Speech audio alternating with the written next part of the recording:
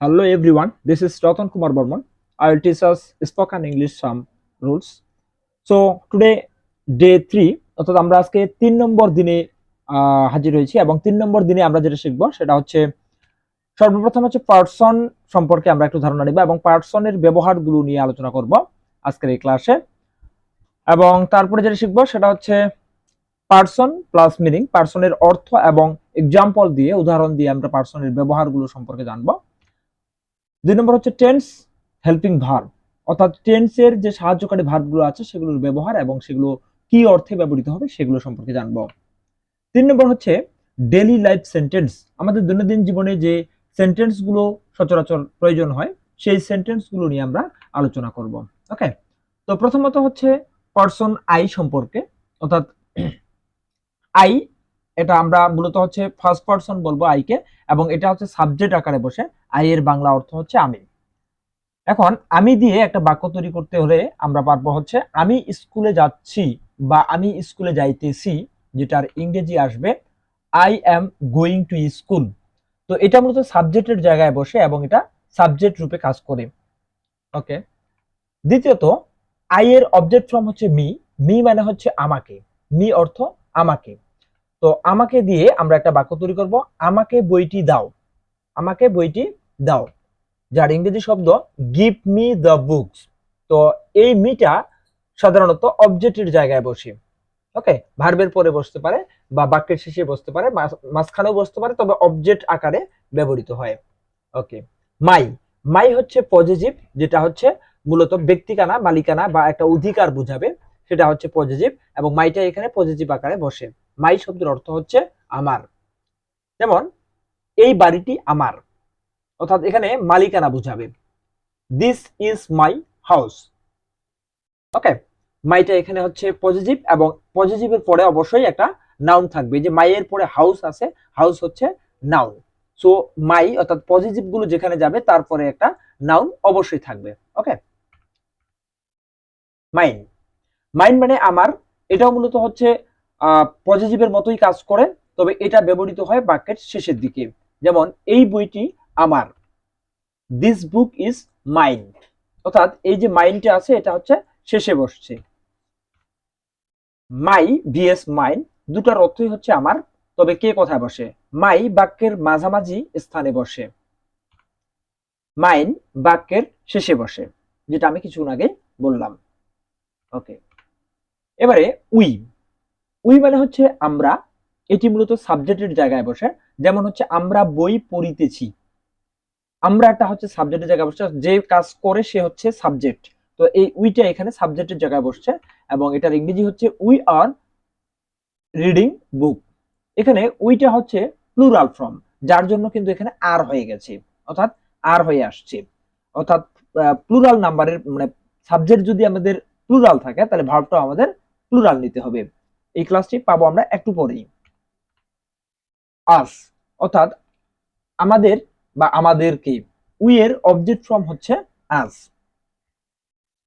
এটা আমাদের দিন, এটা আমাদের দিন, এটার ইংরেজি হচ্ছে গিভ দিস টু আস। এই যে আসটা অবজেক্টের মতো করে বসছে, এবং আস আমাদের অর্থ প্রকাশ করবে এবং এটা অবজেক্টের জায়গায় বসবে। তাহলে give, give this to us, আসটা অবজেক্টের জায়গায় বসবে। ওকে, আওয়ার, আওয়ার মানে হচ্ছে আমাদের, এটা পজিটিভনেস বোঝায়, অর্থাৎ অধিকার বুঝাবে। যেমন হচ্ছে এটি আমাদের গাড়ি, আমাদের অর্থাৎ মালিকানা বুঝাবে, যার ইংরেজি হচ্ছে this is our car, this is our car. এই শব্দটি আওয়ার পজিটিভ, এরপরে অবশ্যই নাউন থাকবে। কার, কারটা এখানে নাউন হিসেবে বসছে। এখন আওয়ারটা হচ্ছে positive, so positive plus noun মিলিয়ে আবার হয়ে যাবে নাউন ফ্রেজ, যেটা একসাথে বসবে। আওয়ার্স এর অর্থ হচ্ছে আমাদের বা আমাদিগের, অর্থাৎ বাক্যে এটি পজিটিভনেস বা অধিকার বোঝায়। এটিও পজিটিভনেস, তবে এটি যেমন আমরা বাংলা যদি বলি এটি আমাদের বাড়ি, যার ইংরেজি হবে দিস হাউস ইজ আওয়ার্স, এটা বাক্যের শেষে বসবে। আর আওয়ারটা মাঝখানে বসতে পারে বা প্রথমে বসতে পারে, তবে তার সাথে একটা নাউন থাকবে। কিন্তু আওয়ার্স, এই আওয়ার্সটার শেষে কোনো নাউন থাকবে না, তারপরও অধিকার বুঝাবে, শেষে বসে। ইউ, তুই, তুমি, আপনি, ইউ এর বাংলা অর্থ হচ্ছে তুই, তুমি, আপনি। যেমন তুই কেমন আছিস, তুই কেমন আছো, আপনি কেমন আছেন, এগুলো সবগুলোর ইংরেজি হচ্ছে হাউ আর ইউ। অর্থাৎ তুই কেমন আছিস, তুই কেমন আছো, তুমি কেমন আছো বা আপনি কেমন আছেন, এগুলো সবগুলো আমরা একটা ইংরেজি দিয়ে অর্থটা প্রকাশ করতে পারি, হাউ আর ইউ।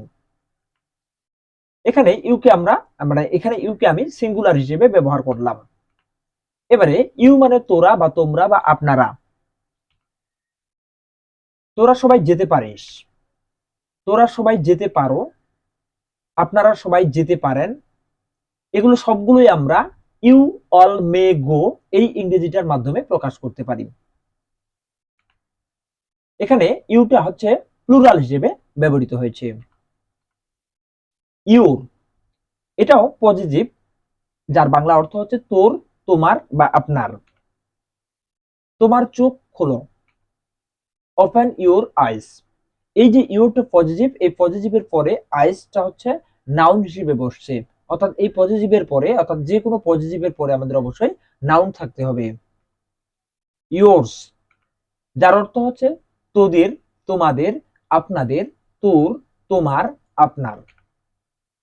এই বইটি কি তোর, এই বইটি কি তোমার, এই বইটি কি আপনার, এই বইটি কি তোদের, এই বইটি কি তোমাদের, এই বইটি কি আপনাদের। সবগুলোর ইংরেজি একটাই, ইজ দিস বুক ইয়োর্স। এই ইয়োর্সটাও পজিটিভ এবং ইয়োর্সটাও মালিকানা বা অধিকার বোঝাবে, তবে এটি শেষে বসে। হি, মেল অর্থে অর্থাৎ পুরুষের বেলায় আমরা প্রোনাউন হিসেবে হি কে নিব, যার বাংলা অর্থ হচ্ছে সে বা তিনি। সে হয় একজন ছাত্র, মূলত হয়টা উজ্জ্ব থাকবে, সে একজন ছাত্র। আমরা ইংরেজি করব হি ইজ এ স্টুডেন্ট। অর্থাৎ এখানে হয় ইজ অর্থ হচ্ছে হয়, কিন্তু হয়টা আসবে না, তারপর আমাদের ইজ ব্যবহার করতে হবে, যেটা হচ্ছে হি ইজ এ স্টুডেন্ট, সে হয় একজন ছাত্র। শি, ফিমেল, সে বা তিনি, যার অর্থ হচ্ছে সে বা তিনি।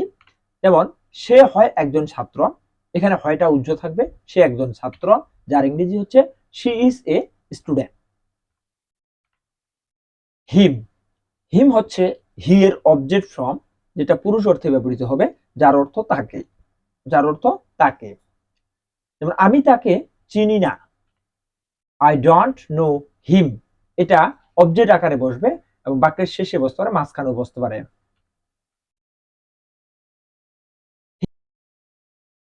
এখানে হিম দেওয়া আছে, আসলে হি হার হবে, হার ফিমেল অর্থে, যার বাংলা অর্থ তাকে। যেমন তুমি কি তাকে চেনো, ডু ইউ নো হার। হারটা অবজেক্ট আকারে আসছে, শি এর অবজেক্ট। হিজ, মেল, তাকে, এটা হচ্ছে পজেসিভ, অর্থাৎ অধিকার বোঝাবে। যেমন আমি তার গান পছন্দ করি, I like his music. His এর পরে মিউজিকটা হচ্ছে নাউন হিসেবে বসছে, তাহলে হিজটা হচ্ছে এখানকার পজেসিভ। নেম, যে কোনো নাম, রাম, শ্যাম, রহিম, করিম, যদু, মধু, কদু, লিমা, এগুলো প্রত্যেকটি থার্ড পারসন সিঙ্গুলার নাম্বার। যেমন সে তাকে ভালোবাসে, হি লাভস হার। এখানে হি মানে একজন পুরুষ, অর্থাৎ টমকে আমরা বলতে পারি, একজন পুরুষের নাম হলো টম। আর হার বলতে এখানে একজন মহিলাকে বুঝাতে পারি, যাকে আমরা জেরি ধরলাম। তাহলে আমরা বলতে পারি টম জেরিকে ভালোবাসে, ইংরেজি হচ্ছে টম লাভস জেরি। মানে হিটা হচ্ছে টম পুরুষের প্রোনাউন ফর্ম, এবং জেরিটা হচ্ছে হার অর্থাৎ মহিলার প্রোনাউন ফর্ম।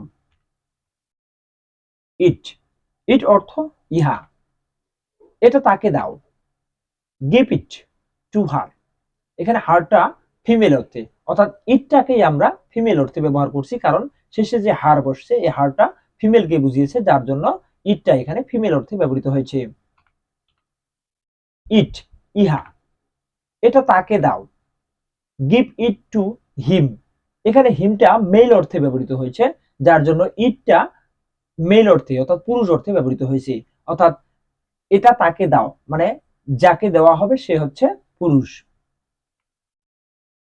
দে, দে অর্থ তারা বা ওরা। তারা ক্রিকেট খেলে, দে আর প্লেইং ক্রিকেট। এখানে দেটা প্লুরাল, যার জন্য আরটা এখানে প্লুরাল হিসেবে ব্যবহৃত হয়েছে। দেম, দেম হচ্ছে দের অবজেক্ট ফর্ম, এটি বাক্যের শেষে বসতে পারে। দেম অর্থ তাকে বা তাদেরকে। যেমন আমি তাদের কাউকে পছন্দ করি না। I don't like any of them, দেমটা অবজেক্টের কাজ করেছে। দেয়ার, দেয়ার হচ্ছে পজিটিভনেস বা অধিকার বোঝায়, যেটার বাংলা অর্থ হচ্ছে তাদের বা ওদের। আমি তাদের ছবি পছন্দ করি। আই লাইক দেয়ার পিকচার, এখানে দেয়ারটা পজিটিভ, যার পরে পিকচার্স হচ্ছে নাউন হিসেবে কাজ করেছে। এটা তাদের গাড়ি। দিস ইজ দেয়ার কার, দেয়ারটা পজিটিভ, কারটা নাউন।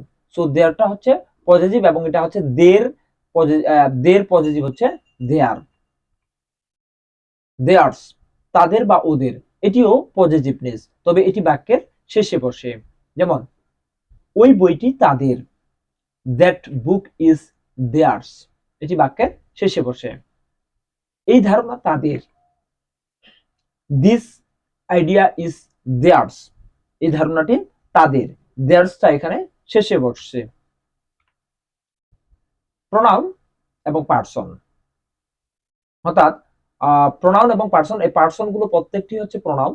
আর প্রোনাউনের মূলত ধারাবাহিক একটা ক্লাস রয়েছে আমার, সেই ক্লাসটি আপনারা দেখে নিতে পারেন, ডেসক্রিপশন বক্সে তার লিংক দেওয়া থাকবে, তাহলে আপনারা বুঝতে পারবেন। তো আমরা এখানে জানবো প্রথমে পার্সন সম্পর্কে আরো একবার ধারণা দিব, যেটি আমার ফার্স্ট ক্লাসে অর্থাৎ ডে 1 এ মূলত আলোচনা করা হয়েছে। তারপরও আমি এখানে একটু আলোচনা করব, কারণ এই পার্সনের ব্যবহারগুলো না জানলে আমরা ইংরেজি স্পিকিং করতে পারবো না, অর্থাৎ ইংরেজিতে কথা বলতে পারবো না। সো পার্সন হচ্ছে 3 প্রকার। পার্সন 3 প্রকার। নাম্বার 1 হচ্ছে ফার্স্ট পার্সন, মানে উত্তম পুরুষ। দ্বিতীয় হচ্ছে সেকেন্ড পার্সন, মধ্যম পুরুষ। এবং তৃতীয় হচ্ছে থার্ড পার্সন, নাম পুরুষ। এবারে পার্সন কোনগুলোকে বলবো, অর্থাৎ ফার্স্ট পার্সন কোনগুলো, সেকেন্ড পার্সন কোনগুলো এবং থার্ড পার্সন কোনগুলো, সেগুলো আমরা একটু আইডেন্টিফাই করব। পার্সন 3 প্রকার। নাম্বার 1 ফার্স্ট পার্সন, যেটা হচ্ছে I me my. I me my কে আমরা বলবো হচ্ছে ফার্স্ট পার্সন। ইউ ইউর এগুলো হচ্ছে second person. Third person he she it বা কোনো নামকে আমরা থার্ড পার্সন বলবো। এছাড়াও আমরা সহজভাবে বলতে পারি যে আমি আমি তুমি বাদ দিয়ে পৃথিবীতে যাহা কিছু আছে সবকিছু হচ্ছে থার্ড পার্সন। ওকে, এবার আমরা নাম্বার এবং পার্সনকে একত্রিত করার চেষ্টা করব। যেমন এই ছকের মাধ্যমে আমরা মূলত হচ্ছে বোঝানোর চেষ্টা করছি যে মূলত কোন নাম্বারগুলো এবং কোন পার্সন গুলো মূলত কোন নাম্বারে কোন পার্সন, অর্থাৎ পার্সন গুলো কোন সিঙ্গুলার নাকি প্লুরাল, একবচন নাকি বহুবচন। এই টেবিলটা, এই ছকটা আমাদের অবশ্যই মুখস্থ করতে হবে, এবং এগুলো মুখস্থ না করলে আমরা ইংরেজিতে কথা বলতে পারবো না। সো এটা আমার ফার্স্ট ক্লাসে মূলত অর্থ সহকারে বোঝানো আছে, এবং এখানে আমি আবার একবার শো করলাম যেন এটা আমাদের মুখস্থ হয় সহজেই। ওকে, আজকের ক্লাস এই পর্যন্তই। আমরা পরবর্তীতে মূলত হচ্ছে টেন্সের যে স্ট্রাকচার গুলো রয়েছে এবং কি অর্থে কোন ভার্ব গুলো কি অর্থে ব্যবহৃত হয় সেগুলো নিয়ে আলোচনা করব। সো সাথে থাকুন এবং পরবর্তী ক্লাসগুলো দেখতে থাকুন। আমরা 15 দিনের মধ্যে, অর্থাৎ মাত্র 15 দিনের মধ্যে আমরা স্পিকিং ইংলিশের ক্লাসগুলো শেষ করার চেষ্টা করব। সো সাথে থাকুন, ভালো থাকবেন, ধন্যবাদ সবাইকে।